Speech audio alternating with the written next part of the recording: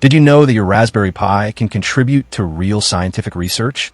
Fields like astrophysics, biology, mathematics, and medicine rely on massive amounts of data to make progress. Researchers need computing power, and that's where your Pi comes in. With BOINC, the Berkeley Open Infrastructure for Network Computing, you can donate your Pi's processing power to science. BOINC already connects more than 100,000 computers worldwide, creating one of the largest supercomputers on Earth. In this video, we'll walk you through the process of setting it up on a Raspberry Pi 5. Ready?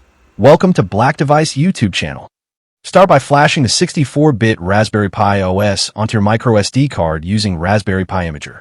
Insert the card, connect your keyboard, mouse, and monitor, and power up your Pi. Once Raspberry Pi OS has booted, make sure your Pi is connected to Wi-Fi.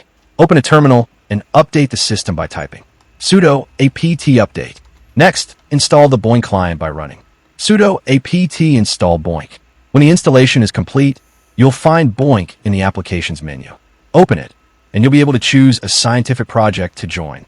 On the BOINC website, you'll find the full list of supported projects. Just look for the ones with the Raspberry Pi icon. For this example, let's join Einstein Home, a project that analyzes huge amounts of data from observatories like Arecibo and LIGO to search for pulsars.